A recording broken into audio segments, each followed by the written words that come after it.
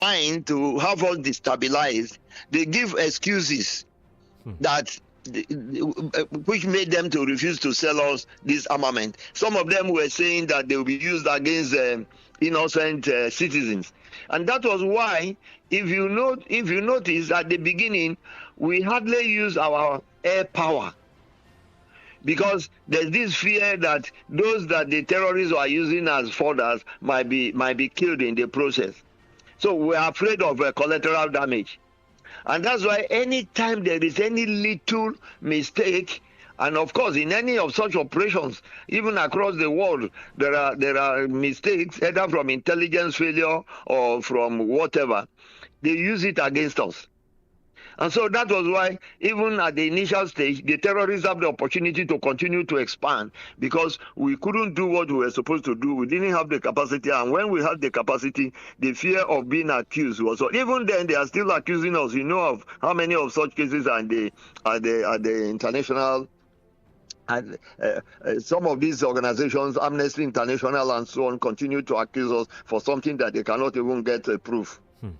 So these are some of the things that affect national security. Well, interesting. Nigerians, you can be part of this conversation. Join us, calling on the 0705 890 4927. 0705 890 4927 or 0805 092 0927. 0805 092 0927. Don't forget, you can send messages via WhatsApp on 0705 690 0927. 0705 690 0927. All right, Mr. Adams, you point so much fingers on the issues of national security and its enemies to corruption. How do we tackle this corruption? I mean, so some philosophy will say the minds of the people, or the Nigerians generally, our minds, the way humans are sometimes, they're just philosophical in nature. Sometimes the way we think, it's a normal thing when you say somebody do something for you and then you tell the person thank you by giving a gift or something. People will say people will see that as corrupt. So it ranges to in different aspects or in different ways. Thank you. Please let me take you from the last. The idea of giving something to somebody that has done something for you. That is not the issue. Okay. That is not the issue. We all travel out of this country. When you go to ordinary restaurants outside Nigeria, you go to Europe, for instance, and you enter a restaurant and a waiter serves you. When after eating your food, you are paying your bill, it's as if it's even mandatory that you drop tips for the person that serves you. That is not corruption. That is not the kind of thing that we find here. The kind of thing that we find here is that a whole lot of budget or allocation is made for a ministry for a project, and the money in wholesome, in the greatest percentage, find himself into a private account without that project being executed. Will you call this being appreciated? That is not the issue. And I know of how many, I know of a bridge that is abandoned because the former minister, I don't know whether the case has been concluded, went away almost with the whole money.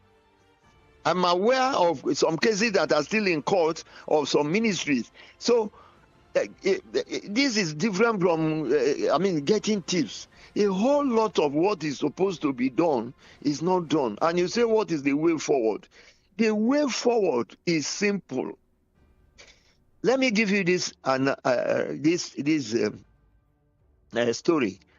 I traveled to a particular European country, and I bought something even by the small shop by the roadside. And an average Nigerian would want to price that they reduce price for him, right? Okay. So I did. And the person said, there's no way they can reduce money for me, because when I slot in my ATM At that time, your Naira ATM you can still use it to buy something in any international currency. It will convert immediately. So the person now said, immediately they slot in my card into their ATM, the tax that is due to the federal government will instantly be deducted and posted to their account. The one meant for city government will be the same thing. The one meant for the province of where I went to will be deducted instantly. So what remains will go into his own account. You can see the way they arrange governance. There is no way the government or anybody can be shortchanged. But what happens in your own country? Some of the banks, I'm aware, that collected money on behalf of government up to today for years back have not remitted to government. So where do you have money for development? And the only way that this thing can work... Maybe from the budget. You know, we get money from the budget. Yes. And yet we have issues of budget being padded. Exactly. I've not even got into budget being padded. For God's sake, what do we mean by constituency project?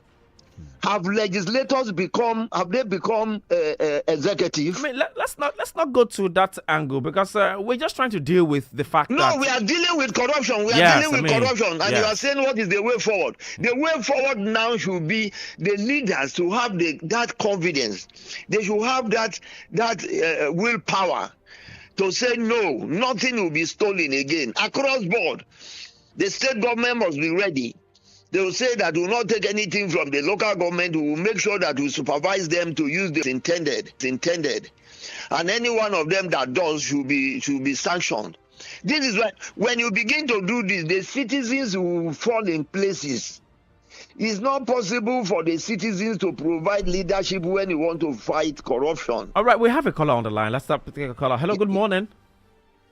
Good morning. Yes, good morning. What's your name and where are you calling from? It's from All right, please kindly speak up, please, so we can hear you properly. Hello, can you hear me? The issue of corruption we are talking almost on daily basis is a responsibility that borders on every Nigerian. You don't talk about corruption different dimensions. There are worse than what politicians do in government. Say, for example, now, if a politician comes in power, is expected to stay there for some years. And once the tenure is gone, he goes out. But the practice is he was being accused of government continues. Who are the people upholding that culture of corruption that transfers to incoming government? We talk about public service and then civil service. So it's not just about politics. So they are the ones responsible for their heading corrupt practices. Because I put it out when they said that they are not courageous enough to man up against corruption. All right, thank you. Thank you very much. Yeah. So before now, let me say 1999. If somebody is mentioned to be corrupt, then see that person as somebody having contiguous interest on the economy and then the populace. But now corruption actually has been acculturated into the system. If we talk about anything corruption or fighting, so see at me at how they put it, or something like that, that you don't want your part of the thing. So what here is that Nigerians go beyond for them.